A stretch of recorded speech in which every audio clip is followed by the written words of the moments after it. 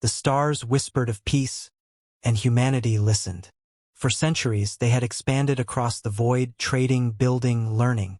The United Earth Federation stood as a beacon of diplomacy, an anomaly among the warlike species that ruled the galaxy.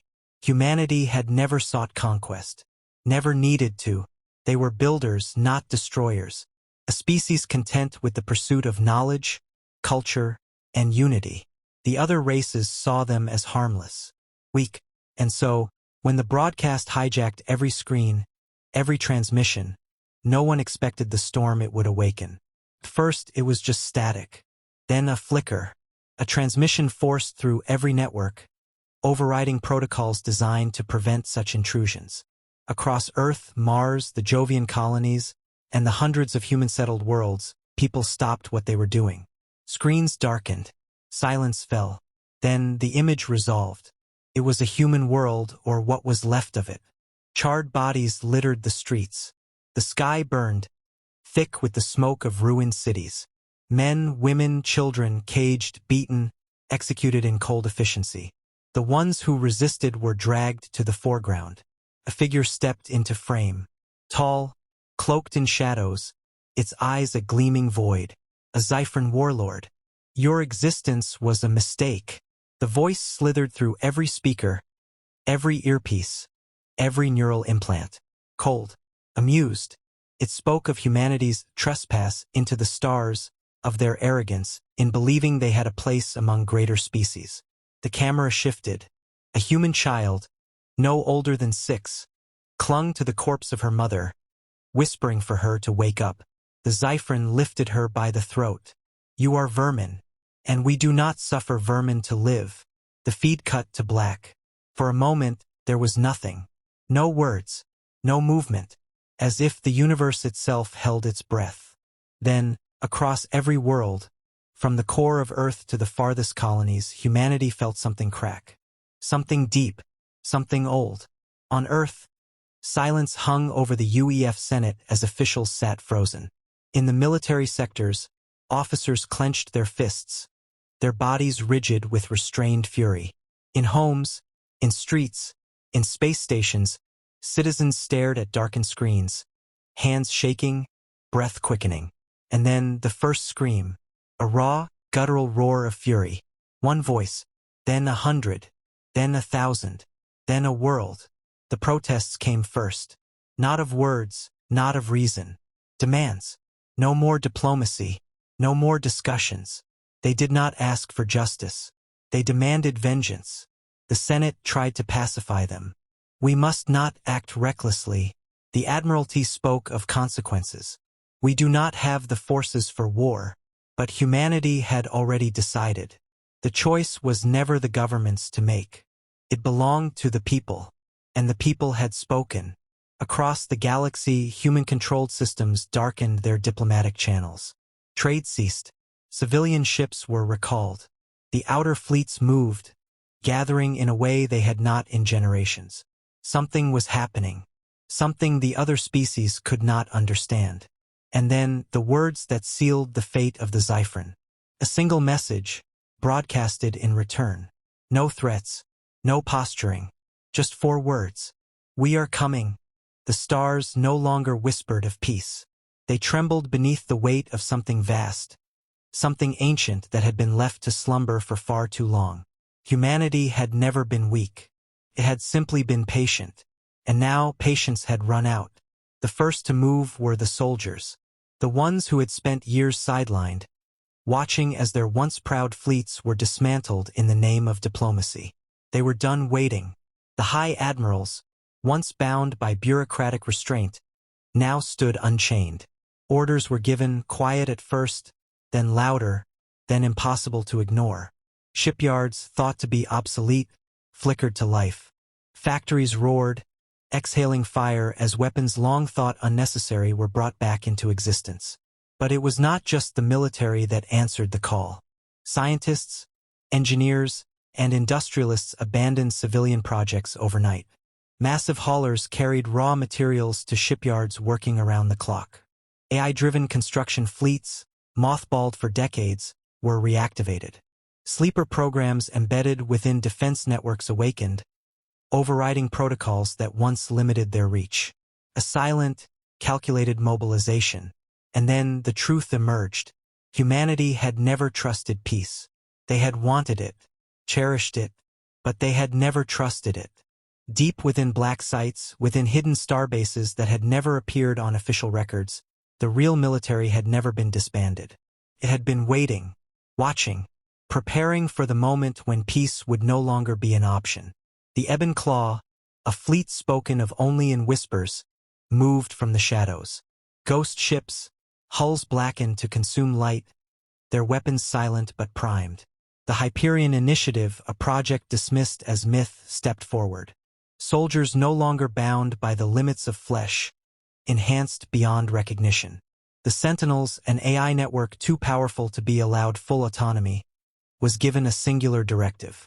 No more diplomacy, no more restraint. The declaration of war was not announced with words. It was declared with action. The first strike came without warning. A Zyphron scouting fleet, arrogant and unprepared, blinked into the orbit of what they believed was an undefended human colony. They found only silence. Then the shadows moved. A dozen warships, black as the abyss, emerged from nothingness. The Zyphron barely had time to process what was happening before their ships disintegrated in an instant. No warnings, no communication, only annihilation. Across the galaxy, human worlds ceased all outgoing transmissions. Non-human trade vessels were turned away at borders that had once been open. Entire fleets vanished from known space, only to reappear at the edges of Zyphron-controlled systems. The Zyphron sent warnings to their allies, demanding support. None came. The other empires watched, waiting, uncertain. They had underestimated humanity once. They would not make the same mistake. The war had not yet begun, but its outcome was already written. Humanity was not coming for justice. They were not coming for balance. They were coming to erase the Zyphron from existence. The war began without mercy. Humanity did not send diplomats. They did not issue ultimatums. There were no negotiations, only destruction. The first major assault came at Zycon for a Zyphron slave world where human captives had been forced into labor. The Zyphron prepared for a siege, expecting orbital blockades and prolonged ground battles. Instead, the sky burned. Stealth ships slipped past defenses, delivering precision strikes to planetary shield generators. Within minutes, the surface was exposed. The bombardment that followed was not warfare. It was extermination. Every Zyphron military installation was reduced to molten slag. Slave camps were obliterated not by human weapons, but by their own detonated infrastructure. Human special forces landed amidst the chaos, not to take prisoners, but to leave a message. Every captured Zyphron officer was executed on live feed. Every human prisoner was extracted. The operation lasted precisely 4 hours. Zycon no longer existed. The response from the Zyphron Dominion was immediate. They rallied their fleets, amassing forces in numbers that had crushed entire civilizations before. They moved with confidence, believing they still fought the humanity of old. They did not understand what they had awakened. The fleet engagement over Draxus 5 was the moment the galaxy realized the truth. Zyphron warships, numbering in the thousands, moved in formation, expecting a traditional engagement. They found nothing. Then their sensors went dark. Their communications cut. Their targeting systems failed. Panic spread through their ranks as ships vanished from their formations, torn apart by weapons they could not see. Then the human fleet appeared. Not in front, not in traditional formations, but everywhere. Surrounding them, dreadnoughts with hulls impervious to conventional weaponry. Fighters piloted by neural-linked soldiers who thought and reacted faster than any organic being. AI-controlled warships with no need for crew, no fear of death, no hesitation. The Zyphron, so used to being the predators, found themselves hunted. It was not a battle. It was a slaughter. Humanity did not stop. They did not slow. They did not allow the Zyphron to regroup. System after system fell in rapid succession. Each assault was precise, overwhelming and absolute. Worlds that had stood for centuries were reduced to silence in days. The Xiphern homeworld lay ahead, its defenses formidable. It did not matter. Nothing would stop what was coming. Then, the final transmission. For words broadcasted across the Xiphern dominion, reaching every world, every ship, every soldier who still breathed. You should have run. There was no last stand. No heroic final defense. The Xiphern homeworld, once the heart of a vast and feared empire, was silent. Their fleets were gone. Their armies broken. Their leaders had fled or died in the ruins of their strongholds. All that remained was inevitability. Humanity did not bombard the planet from orbit. That would have been mercy. Instead, they landed. Not diplomats. Not rulers. Soldiers. Executioners. They moved through the shattered cities with purpose, hunting down every last Xiphern who had once called themselves masters of the stars. Civilians begged for mercy. None was given.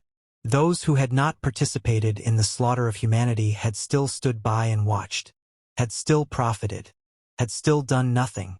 Humanity did not forget. Humanity did not forgive. Entire population centers were turned into graves. Those who hid were found. Those who ran were caught. Those who fought died quickly.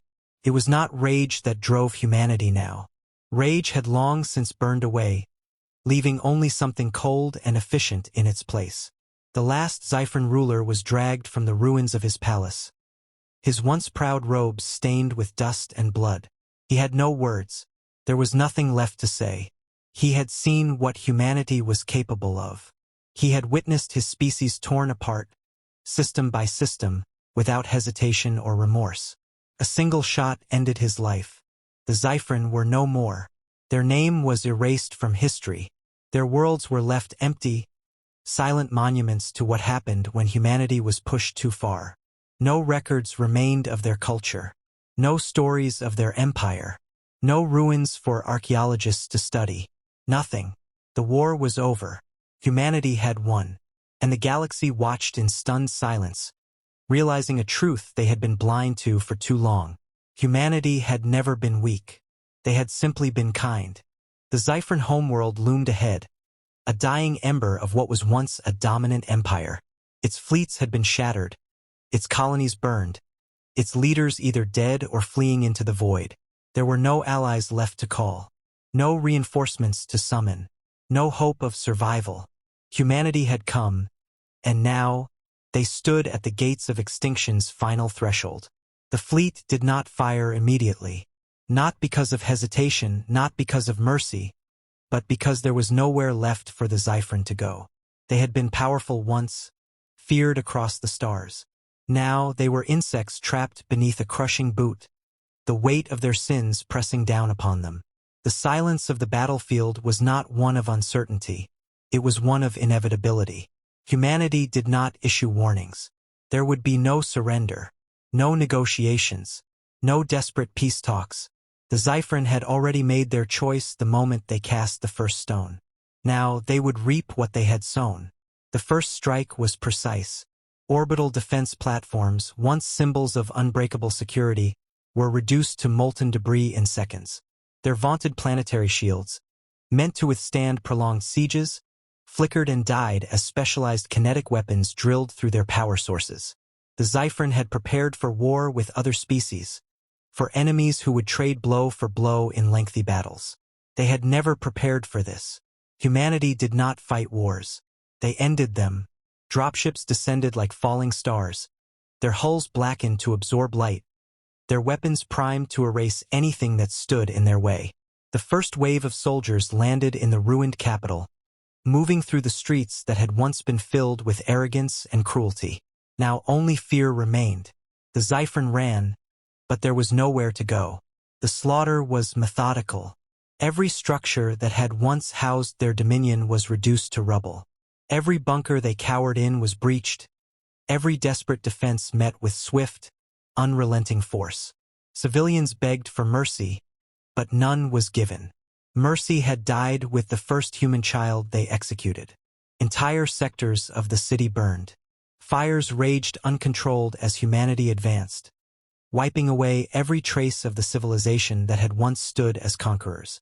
The Xiphrin, who had enslaved worlds, who had treated humanity as lesser beings, who had laughed as they broadcasted their atrocities, now trembled before the species they had underestimated. Some tried to fight, a final act of defiance. They were eradicated. Some tried to plead, a final attempt at survival. They were silenced. Some tried to run, a final hopeless grasp at escape. They were hunted. Deep within the ruins of their central command, the last remnants of the Xiphrin leadership cowered. Their supreme warlord, once the voice of dominance, now a broken husk of a being, clutched at the remains of his empire. He had believed in the old ways, in strength above all. He had thought humanity was weak, a species too soft to survive the cold cruelty of the stars. He had been wrong. They found him in the shattered remains of his throne room. No guards left, no defenses, just the cold reality of his own downfall. He looked up at his executioners, the black-armored soldiers who had swept across his world like an unstoppable tide, and saw no hatred in their eyes, no satisfaction, only purpose. There were no speeches, no final words. His life ended with a single, precise shot. A fitting end, not a warrior's death, not a moment of defiance. Just another nameless casualty in the war he had started. And then it was done. Humanity did not celebrate. There was no victory to be had, only the certainty that a threat had been eliminated. The Xiphrin homeworld was left in ruin, its cities crumbling, its people nothing more than scattered ashes in the wind. There would be no monuments to their existence, no records of their achievements, no whispers of their legacy. Humanity did not simply defeat the Xiphrin. They erased them.